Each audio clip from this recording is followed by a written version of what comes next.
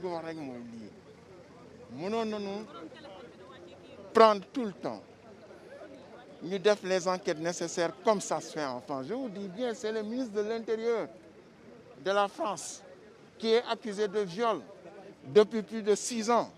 Dem na ñaari yoon devant les tribunaux et assumer ses responsabilités de ministre. Aujourd'hui, c'est le ministre de l'Intérieur. Ku jotee ak yoon moom moo lay enquête te pourtant accusé nañ ko de viol. Bi ñu demandé Macron ni ko da ko dindi dama bañ ni amu benn preuve ñi ngi leen def leen violé nañu indi ay preuve ñii ñu wax tam ni Sonko daf leen violé xam nga la charge de la preuve tu vois c'est l'accusateur ou l'accusatrice moo koy indi.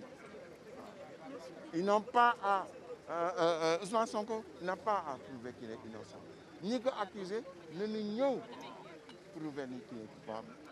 C'est sur l'ensemble de ces principes-là que je me suis basé aujourd'hui et j'espère que le président de la République d'abord le 31 décembre ni am na dossier yoo nga xam ni daf ciy dëgg parce que su ko bàyyee wala mu jël ci décision ay nit daanu dee te dana lakk dëkk bi man sama xam-xam bu gàtt j'ai la faiblesse de croire que dossier bi ci dossier yooyu la bokk te na teey bu baax a baax waaw na teey bu baax a baax bala muy précipiter affaire yi ñëpp ci perte il n'y aura pas de vainqueur.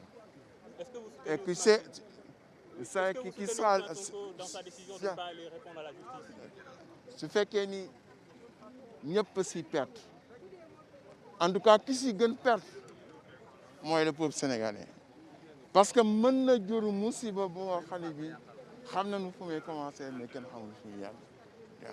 J'ai dit le mercredi dernier que je soutenais Ousmane Sonko parce que j'ai fait 9 ans avec lui ici xamalum ko lu ñaaw lim ko xamal compétence lim ko xamal éloquence lim ko xamal pertinence lim ko xamal sérieux la maîtrise des dossiers étant donné qu'il a y compris jusqu'à aujourd'hui la présomption d'innocence. C'est sur la base de cela que je lui apporte mon soutien total.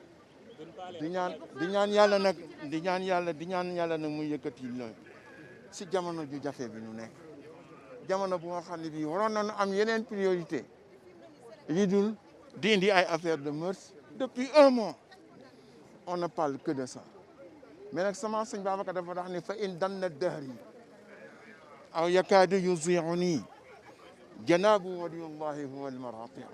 su fekkee ni yàlla dafa indi jamono ju nga xam ni dafa jafe jamono ji dafa ñagas jamono fi dafa dem ba soxor aw yakaadu yuzi'uni wala dem ba may bëgg dem ba may bëgg jenguloo sama Pape Mansour ni ma di ko filee dem ba may bëgg fawantoo janaabu waliyullahi ne da ngay dem si ay wali yu nga xam ne wóolu nañu seen bopp nga làqu si seen gannaaw fii ñu toll si Sénégal wali yooyu la ñu soxla dem làqu si seen gannaaw ba yàlla def jàmm si réew mi wasalaamualeykum wa rahmatullahi taala wa barakatuh.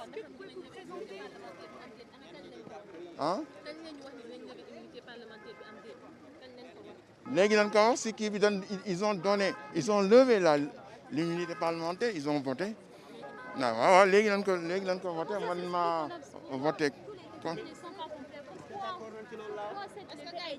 Est-ce que d'accord tous les députés ne sont pas présents? Pourquoi cette levée a été faite? Pourquoi Pourquoi cette levée immunitaire parlementaire de Sonko a été faite? Pourquoi tous les députés ne sont pas complets? Pourquoi qu'est-ce qui vous a poussé à le faire aujourd'hui? Il faut poser la question aux autres. Moi, j'étais contre le fait qu'on le fasse aujourd'hui. J'étais pour le fait qu'on continue les enquêtes.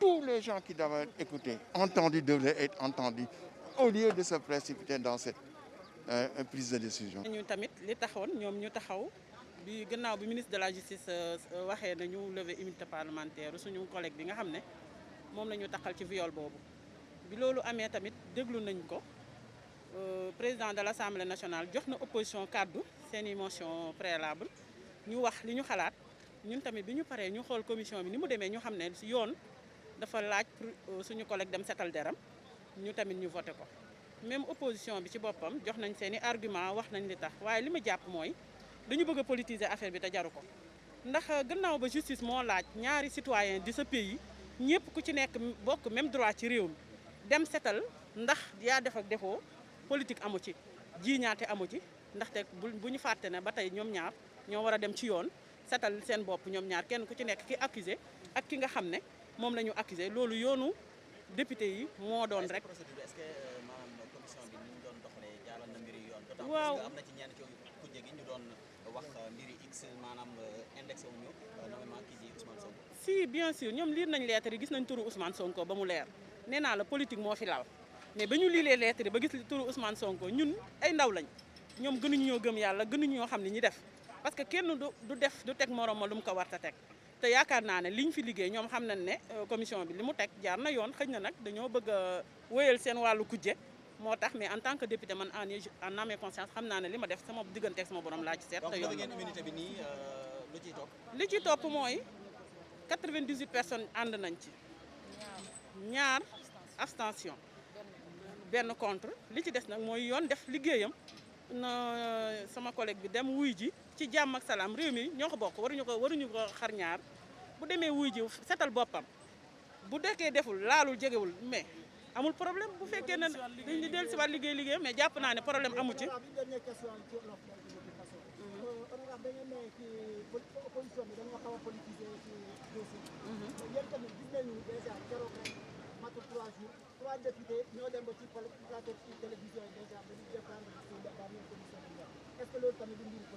non man bi may dem bi député yi di dem plateau bu leen fàtte ne dañu demoon en tant que député expliquer procédure bi loolu la ñu laajoon biñ ñu invité ci loolu la ñu invité mais nag li nit ñi xamul mooy fii bés bu set ñu jàpp fi nit viol àtte ko et la vie continue peut-être que suñu collègue dafa nekk nit ku siiw moo am na tur mais Adji Sarr tamit jigéen la te ci réew mi la bokk kon waruñoo jox kenn dëgg bàyyi sa morom lu dul dañu war a bàyyi justice def yoonam.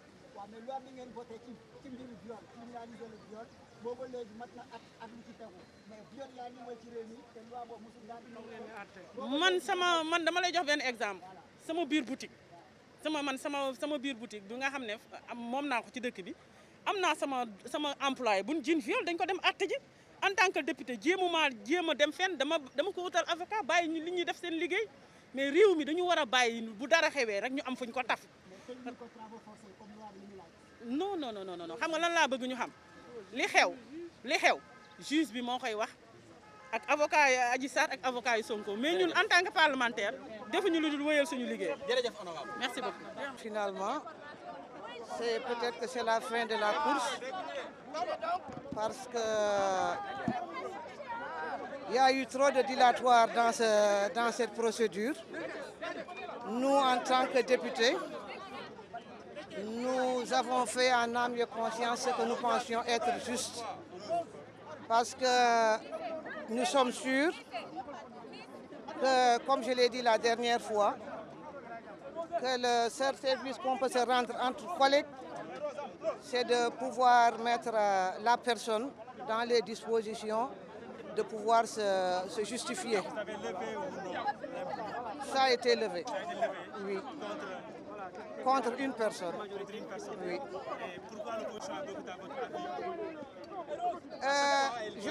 C'est une attitude que nous n'arrivons pas à comprendre parce qu'ils ont une manière de participer au processus en zigzag. Quand ça les arrange et qu'il y a la presse, l'opposition est présente. Quand il y a absence de presse ou autre, ils ne sont pas là. Okay. Et je pense que M. Sonko s'en est bien servi comme prévaloir et que l'opposition aussi peut-être a joué le rôle de leur demander. Parce que tantôt ils sont là, tantôt ils ne sont pas là. Et ça a servi de prétexte pour... Vous accusez de bafouer la procédure? Non. La procédure... il n'y a pas de précipitation dans la procédure? Il n'y a pas de précipitation dans la procédure. Ça, c'est quelque chose de vérifiable. Prenez notre manuel de procédure, ça veut dire le règlement intérieur de l'Assemblée nationale. Vous verrez que rien n'a été bafoué. C'est dans les... Présentez-vous d'abord. maa ngi tudd Néné Mariam Kane APR bu Kanel coalition Benno Bokk Yaakaar.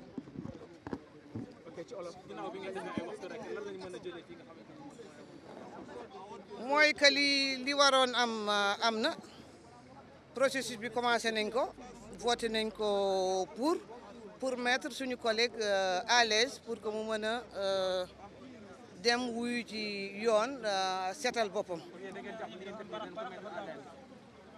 man sama intime conviction dama ko mettre à l'aise parce que bu nit bu joteek ay concitoyens kenn mënu leen tegaat ci yoon lu dul justice donc faaw ñu may ko duñ ko kii réputation am aussi daf ko war a sàmm faaw mu dem justifié wu. précipitation mënu ci am dem leen xool suñuy manuel procédure muy suñu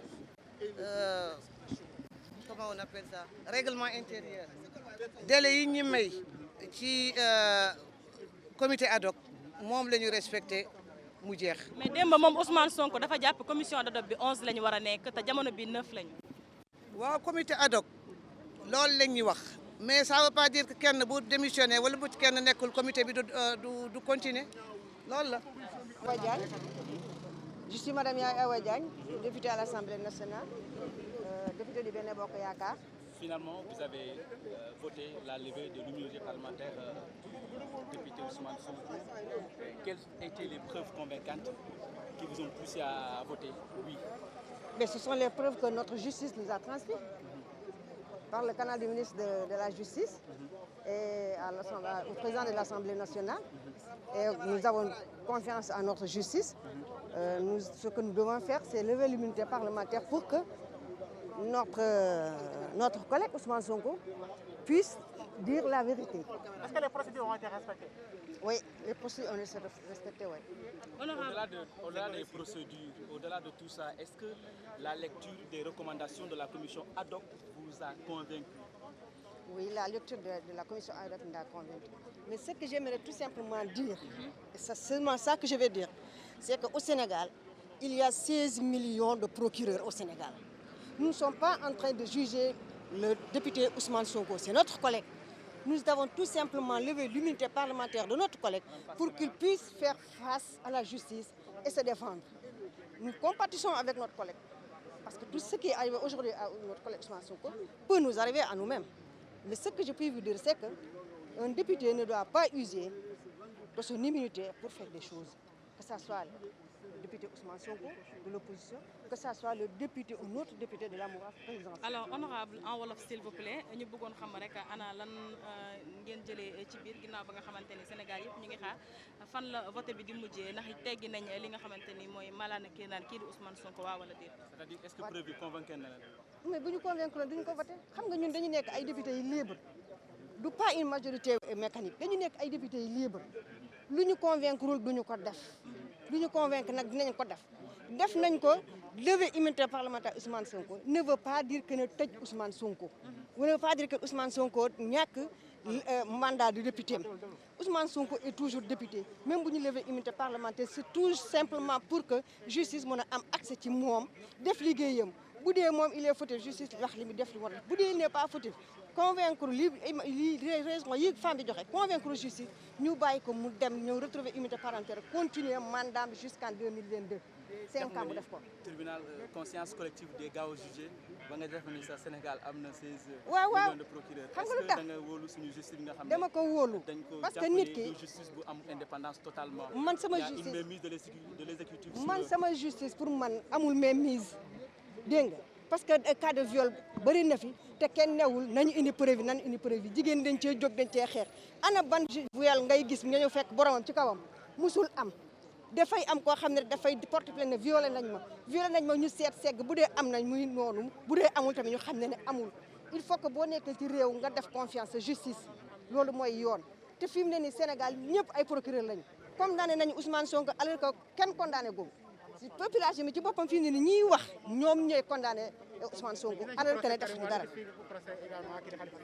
waaw mais ay procès la yeneen procès am na fi lu tax du ngeen tudd yeneen procès beneen procès am na fi procès viol kii am na fi Cheikh Yérim Seck pour lan waxuñu loolu est-ce que Cheikh Yérim Seck dañoo dem taxaw fekk ko ci kaw nit ki déedéet dañ ne rek dem na xale bu jigéen mi dem na fekki ko ci auberge. waaw nit ñi lu ñuy wax. alors ay viol am pagaille am na fi. lu ñuy wax mooy président Macky Sall ginnaaw procès Karim Wade Khalifa Babacar Sall. xoolal te Ousmane jàpp ni combat bi du moom kese ak président. xoolal ça va au-delà de ça. xoolal président Macky Sall man limité laa xamul dafa gagné avec 58%. kon nga ku ko am 58% doo tiit bay naan da ngay jël sa opposant di ko tëj li mu wax dëgg la sa pire ennemi doo ko yéene kii président Macky Sall am na leneen lu ñu ci bokkam lu dul ay affaire Ousmane Sonko ak la nañu waxante dëgg. honorable s'il vous plaît dernière question ci réquisition bi nga xamante ni juge d'instruction président assemblée nationale ñenn ci député yi nekk ci opposition bi ñu ngi tuut baaraam naan dañoo bind ci dossier bi plainte contre X ndax mën nga ñu firndeel X. xëy na ñoom ñoo gis loolu man bokk moon ci comité ad hoc donc mënu ma la wax ne gis naa comité ad hoc rek ñoo gis document man député laa rek ma ñëw tey war a mën a siéger mais comité ad hoc bi li mu ñu woon rapport bi ñu lire tey ci kanamu ñëpp gisuñu ci plainte contre X plainte contre Ousmane Sonko la ñu gis. Awa Diagne laa tudd. Benno Bokk Yaakaar. ñu ngi lay jaajëfal bu baax donc ñu koy. li mu mujjee gis nañ ko muy muri nañu mbalaanu kirlaayu Ousmane Sonko mu mel ni ki amoon na tuuti pëccëxoo bu amoon ci biir ak ñàkk a déggoo ñu ne liggéey bi jaarul ci yoon mën nga ci dellu si waat. defe naa ni ñun ñëpp muy ñun ñi nekk ci parlement bi muy yéen ñi nekk ci presse bi muy mbokki Sénégal yi ñuy seetaan ñëpp xam nañu ni liggéey bi ni mu war a jaare noonu rek la jaare ku nekk am na procédure yoo xam ni répété ko sax def nañu indil des fois tardement parce que ku nekk xam na ni bi ministre de la justice yónnee ci président de l'Assemblée pour demander ko ñu lever malaanu suture bi assemblée bi protégé woon Ousmane Sonko muy immunité parlementaire li mu jëkk a def mooy wote bureau assemblée nationale bien sûr voté conférence des présidents demandé commission des lois ñu tànn comité ad hoc bi nga xamante ni ñooy représenté assemblée bi pour diglu Ousmane Sonko commission de loi voté ñu tànn salon ni ñu koy tànnee ci biir assemblée bi ñu dem plénière valider ko ñoom ñi nga xamante ni tey ñoo ni duñu ko voté et pourtant bi ñu laajee ci biir commission bi yónnee nañu ñu leen fa représenté mais ñoom li leen jaaxal mooy. bi ñu ko yónnee xam nga ay waxu X dafa war a respecter institution yi assemblée baaxul ñiy atte baaxuñu Macky Sall baaxul député yi duñu dara gendarmerie amuñu droit def lii police a ngi torturé ci ku expiré ni da nga bëgg a jiite am réew defe naa ni doo defee noonu xaarewuñu ko foofu xam nga fu ñu koy xaar mooy moom na dem ni sénégalais yu bari ñàkk a gëme ni moom defu ko na dem woon sénégalais yi ni defuma ko foofu lañ koy xaar na setali boppam setal parlement bi jël ndoom ak tànkam liggéey foofu la ñuy xaar Ousmane Sonko xaaruñu ko feneen beneen bi ci des mooy ñun mënuñu weddi suñu bopp ba ñu nekkee ci assemblée bi di liggéey ak léegi ak la ko jiitu ndax 2005 keroog ba nu jëkkee introduire loi parité man ca laa bokk di xeex cause de la femme ba am loi bu criminaliser viol def na ak deful kooku yoon a koy leeral na dem leeral boppam ki nga xamante ni tey moo convoqué wala moo porte plainte du ab guinéen du malien ab sénégalais la ki mu porte plainte ab sénégalais la mani Ousmane Sonko dafa mën a ëpp maqaama Bill Clinton affaire jigéen laa lay wax de DSK mu barki démb mii nag boo tooñee saw askan da ngay humble am modeste bu tol ni dem setal sa bopp mbala nga ni jéggal ma waaye dafa war a leer que ni du affaire état ak Ousmane Sonko affaire Adja Sarr la ak Ousmane Sonko na dem lijjanti juko bu setalee boppam dina honoré boppam honoré njabootam honoré réew mi xale yi ko topp dana leen honoré dana del si liggéey ci assemblée bi su fekkee setaliwul boppam nag loola man xaw ma ca dara ndax man li ma war mooy liggéeyu député laay def foofu laay yem du ma dugg ci jugement de valeur. man dégg nga ma man dégg nga ma man du ma organisation des femmes man la Mously Diakhaté kuy xeex depuis 2005 may liggéey ak COSEF liggéey ba parité am liggéey ba réew mi taxawal lu bëri ci jigéen di liggéey ci condition des femmes di liggéey ci autonomisation des femmes et des jeunes filles di liggéey ci mortalité maternelle di liggéey ci l'excision faite les jeunes filles di liggéey ci ëmb yu teel yi di liggéey ci fistule obstétricale man dama ni sama bopp laa xam nga hypocrite mënut a weesu ngay xeex ba am loi bu ñu criminaliser viol première victime ñu ni ko defoo ko il faut mel ni ñun dañoo war a toog place justice pour atte loolu moo dul yoon dafa am ñu ma décevoir man commencé par madame Aïda Mbodj en tant qu'ancien ministre de la femme avocat Ousmane Sonko jamono bi en tant qu'ancien ministre de la femme en tant que koo xam ne ba mu am parité moo ko jiite en tant que keroog ba ne loi sur la viol moo ne ca kanam ku mus di xeex condition des femmes tey mu nekk avocatu Sonko nee na daf koy défendre Sonko nag jox ko bu neex mooy da koo yónniwul Sonko di yónniwu ma kenn Sonko yónniwu ko parce que nag li am solo mooy boo deful li nga war a def lii rek la cay fekk toroxal sa bopp toroxal saw askan lii rek moo la ciy fekk déggoo li ma wax dama ni ku deful li nga war a def ànd ak ki nga war a àndal béy bu àndul ak ki béy bukki